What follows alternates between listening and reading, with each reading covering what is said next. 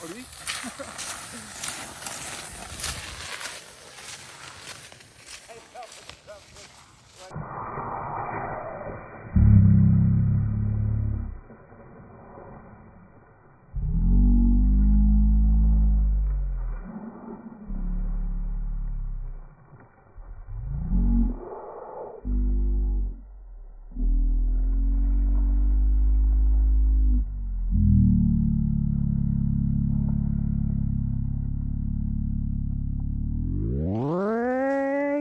Do-ridey-do-ridey-do-ridey-dum.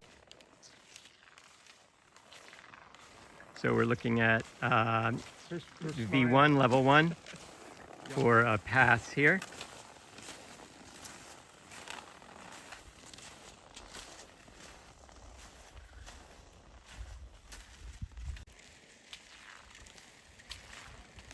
So here's Randy, and you'll notice his timing's a little off here for the V1. And yet the skill of moving from ski to ski, weight transfer, body position are good.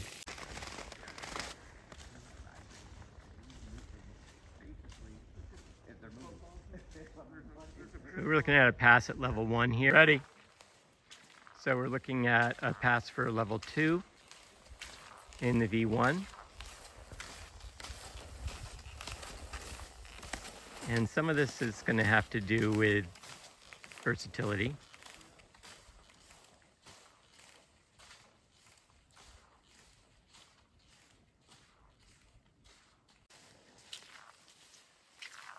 So here's Mark in the V1. We got a pass for level 2.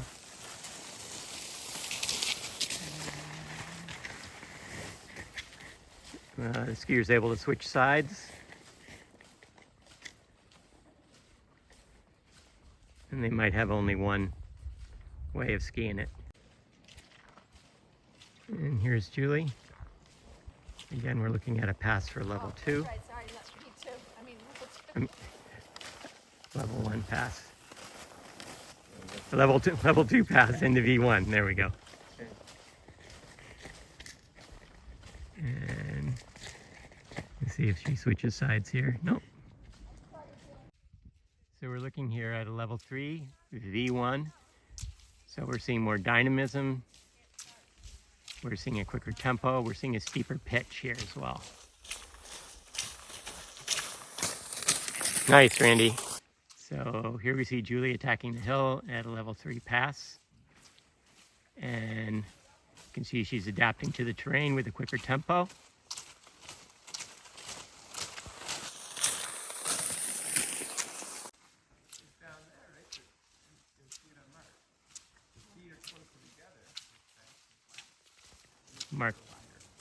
Mark adapting to the terrain here.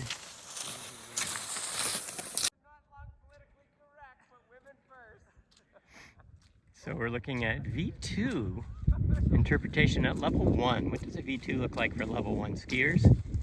And we're looking at weight transfer, push off, and glide. A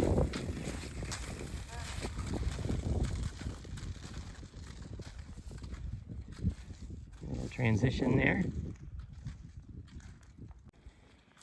So here's Randy with his interpretation of V2 at a level 1. They're driving themselves. And he doesn't need much on the way of push-off. Pretty fast conditions here today. And comes around the corner here. You can see the skis are not really generating much of the power here. Not much propulsion from the skis. Little transition up the hill there. You can see the skis glide, kind of fade out. And here's Mark's interpretation of V2 at level 1. So, see the timing is not really crisp. But the overall idea, most of the propulsion is just coming from gravity and weight transfer. Timing's basically there. So Julie's showing the V2 at level 1 again, and here she really wanted to emphasize how many beginner skiers, especially some of her young athletes, are sitting back. They're used to being perhaps on alpine equipment where they have that supportive boot. And the The body position is in the back seat. So here's Randy now. Same terrain, but in the opposite direction, with this little bit of a downhill here and then into a very gradual uphill. Fairly fast conditions today. And this is Randy's interpretation of a V2 at level 2 pass.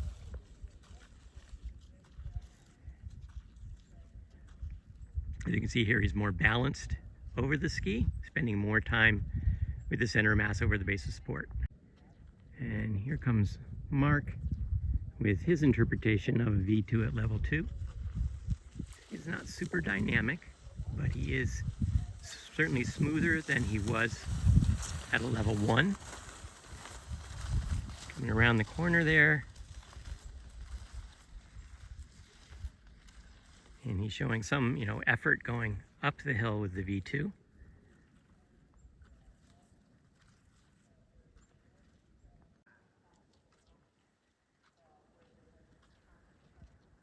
can see the hands are kind of A-framing a little bit there. The baskets are planted somewhat away from the skis. Not the most efficient position for the pulling. And again, lacks the dynamic moves that we'll hopefully see at level 3. So now we've stepped it up to the level 3 V2, and here's Randy in the lead. You can see how much more dynamic he is here and balanced, moving a lot faster over the terrain. He takes that corner, pulling just on one side, I believe. You can see how much more ground he covers with each skate there. And here comes Julie with her interpretation of V2 at level 3. Sorry, gotta switch it up. Yeah. So that little transition there you're going to see of the curve, it's going to be handled much more smoothly by a level 3 skier. And here comes Mark Lasik from Gore Mountain in his V2 at level 3. Whipping around the corner. You can see how much more push-off is coming from the skis here rather than just the poles as we saw like at level 1. So here we're looking at V2 alternate. We might see some other moves in there as well. Just kind of level 3 V2A. Level 3 V2A, here comes Randy. Gonna nail this corner. You can see how he switches up to almost a V1 timing as he comes through the corner there.